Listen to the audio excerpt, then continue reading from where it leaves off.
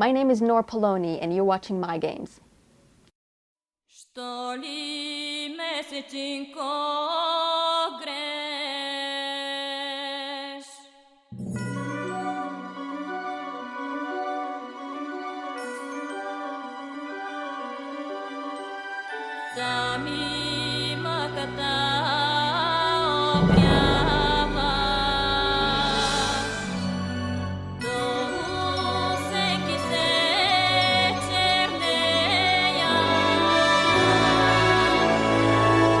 My Games e a revista Hype vieram até a Central Park, em Nova York, para assistir exclusiva à apresentação do novo Alone in the Dark da Atari.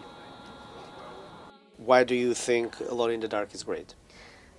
I think Alone in the Dark is great because it offers you a new way of consuming video games as an entertainment media. You have the freedom of interaction that you've never had before in previous games, based on logical elements, based on real-world rules, so that you can interact instinctively with your environment.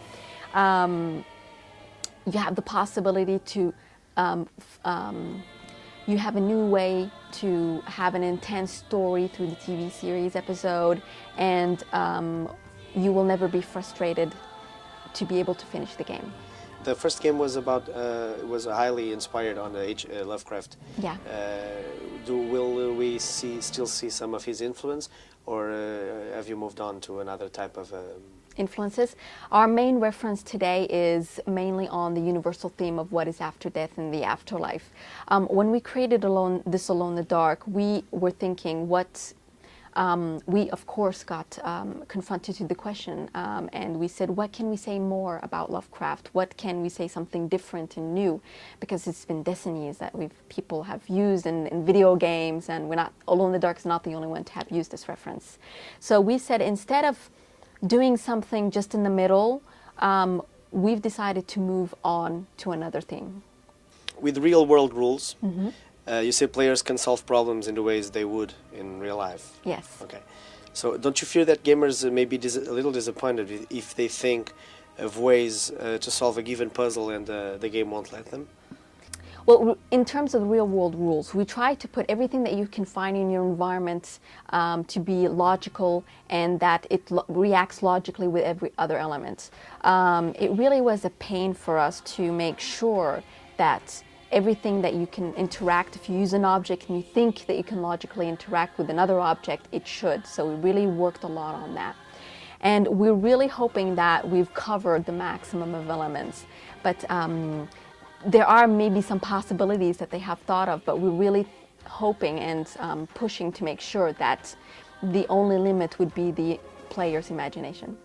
Even though it deals with a fantasy theme, does Alone in the Dark contain any references or metaphors to current real events? No, not really. For the moment, the story is mainly based on the theme of the universal theme of what is death and what is the afterlife. So it's mainly around what the similarities that you can find in different religions, cultures, and beliefs, as well as like tales of near-death experiences, and build a credible story around that than more on real-world, real events. Will we see Central Park and its surrounding exactly as they are, or have you romanced it a little or a lot? We have reproduced the park to a 50-centimeter precision, so if you walk into the park, you'll be able to recognize all the key landmarks. But of course, for the story, we have added some specific elements. The park has been destroyed, has been tortured, and we've added some specific elements to reflect that story. Will we encounter any references to the history of Central Park, such as the natives who originally inhabited, or the Dutch settlers who were constantly raided by those natives? We have included some facts turning around Central Park. That will give more power to there is a secret in Central Park, and it's up to you to discover. The game looks pretty good. How did you, in not too much of a technical terms, how did you achieve that? Well, we've taken a lot of challenges to get at the same time. We wanted the game to be very ambitious and bring something different and innovative. So we've taken some technical challenges, we've taken some new perspectives on games, like for example, a new way to tell stories through the TV series narrative structure, a new way to consume video games through as an entertainment media with the DVD chapter select. So all these challenges had their goods and bad moments, but today we managed to get all of these together.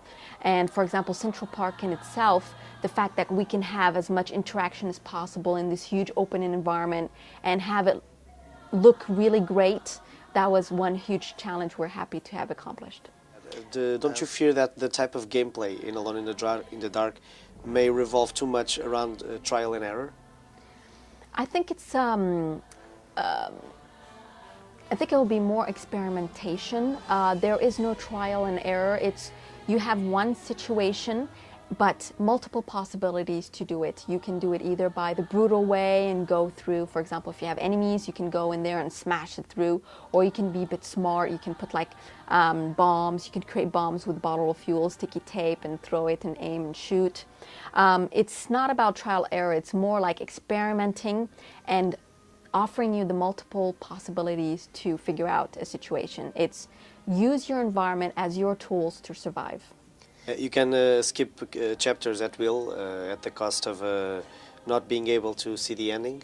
Is that correct? Yes, the idea is that we want you to accomplish a certain amount of the game before having accessible the ending of the game. It's not if you skip once, that's it, no more. It's the idea is that we want you to accomplish a certain percentage of the game to be able to see the end. And we want to reward those who start from the beginning till the end by already living the full game experience, and they will have the possibility to have all the achievements of the game. So let's say if 75%, if it's needed, 75% of the game completion is needed to see the ending. Yeah. What will happen to those who don't complete? Will they be able to play all levels but do not see the final cutscene? No, they'll be able to. If, like, for example, they play 75% of the levels, even if they've skipped, yeah, they will be able to see the ending of the game. And if not, what will happen? They will not be able to proceed?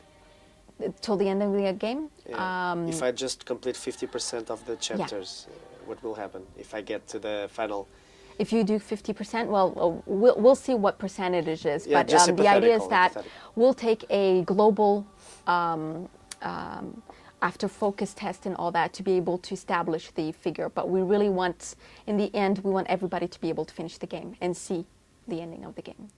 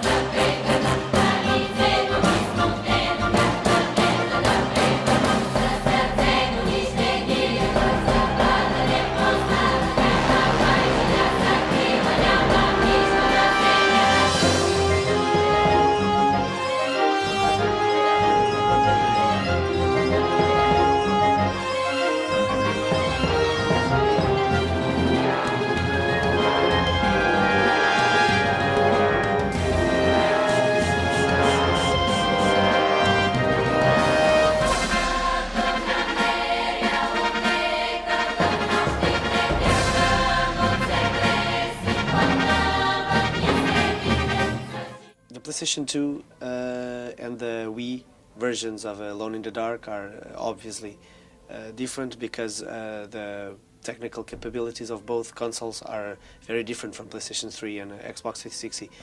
What kind of approach did you had to do to make a good game?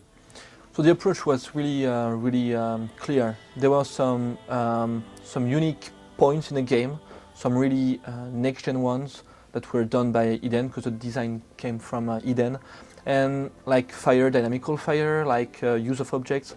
The challenge was how can we adapt these features to fit with the hardware of the PS2 and Wii.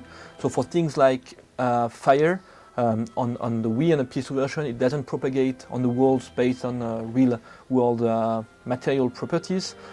It's scripted. You have some places with fire which will move back and forth.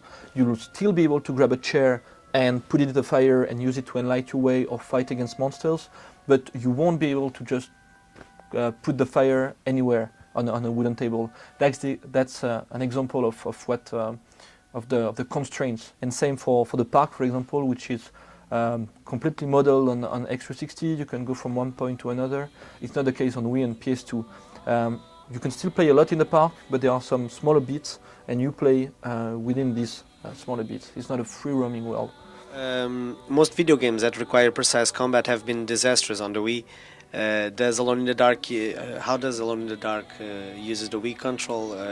Was it inspired by the very functional Resident Evil 4 controls? It was inspired by, let's say, nothing. What we wanted to do is, one of the key features of the game is immersion. We wanted the player to be immersed, and we wanted to use the Wiimote and the nunchuk in a very advanced way. We didn't want just to press a button and open the inventory, press another button to do this or that. We wanted really to mimic what Kirby does on screen. For example, when he opens his inventory, you know, in the game he does something like this and he looks behind. With the Wiimote and nunchuk, you'll have to do the same move. To close it, like this. To grab a torch, you won't have to press a button. You will do as can be. You will take your nunchuk, left hand, and you do like this, and you grab your torch. Same for the gun, like this.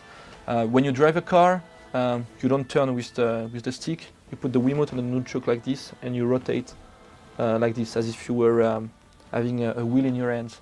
To tweak the wires, Canby does, you know, to have the wires like this. You take the nunchuk and the Wiimote, and you really turn them. That's the way we want it to be, so that the player is really immersed and he does the same moves as Canby to control his character. So Wii is a so-called family console. Mm-hmm. Alone in the Dark is an horror game. Is there anything on the Wii version that may make the game more appealing to family play? Yeah, sure. The controls, for the controls especially, we've worked a lot with the Mario Club. This is a special unit at Nintendo which give advices on the gameplay side. So we wanted to make sure that also the controls are not too hardcore, and there is a learning curve that's really smooth, so that even the non-hardcore gamers, the casual ones, can play the game. That was the purpose. And also the fact that you have an episodic structure means that if you're stuck in a game, you can just skip it and go to the next sequence, and that's more also for family players. Yeah, are there going to be any online on the PlayStation 2 or the Wii version, or any downloadable content? No, there won't be any online, or it's just a single player offline experience.